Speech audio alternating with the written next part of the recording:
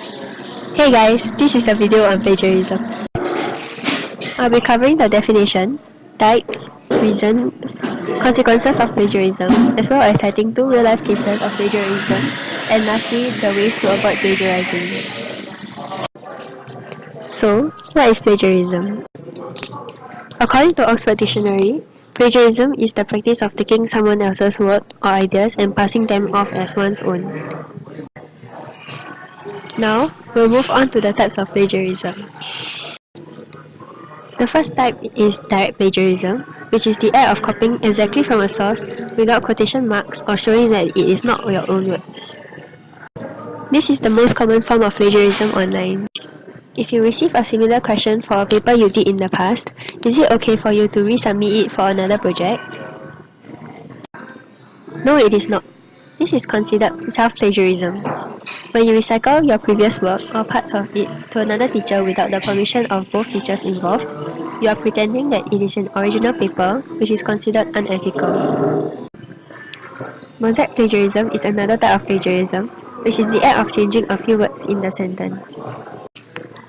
For example, if the original text is "plagiarism is unethical" and students caught will be facing serious consequences, how would mosaic plagiarism sound like?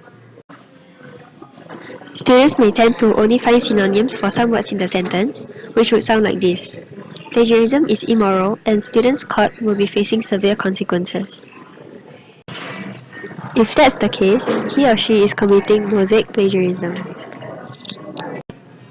The last type of plagiarism is accidental plagiarism, which is failing to cite or citing wrong sources.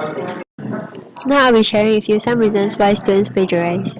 Students may be pressured to do well, especially if they feel that their work isn't good enough, and plagiarize in hopes of scoring a higher grade.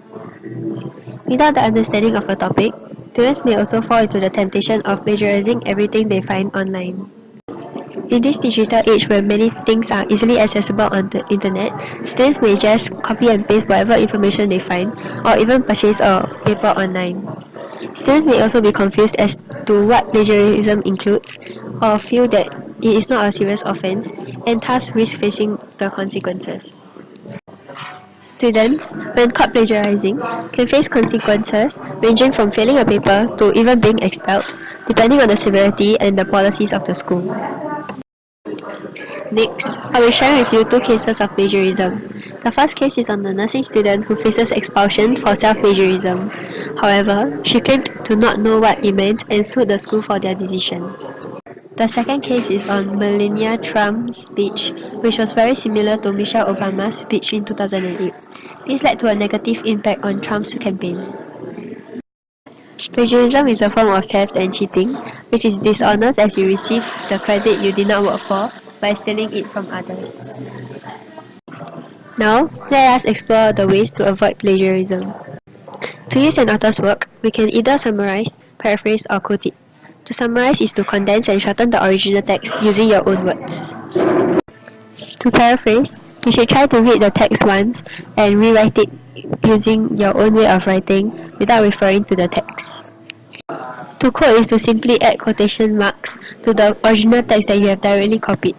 Although it is the easiest to do, it should be used minimally and only if changing the language used could mean losing the intended impact. Whenever you use a source, include citations to acknowledge the author's work. Lastly, there are a few useful tools that can help you avoid being penalized for plagiarism, such as plagiarism checkers, which will help you detect the amount of material plagiarized, and Citation Machine, which will help you to cite sources accurately. Always remember to give credit where credit is due. Thank you.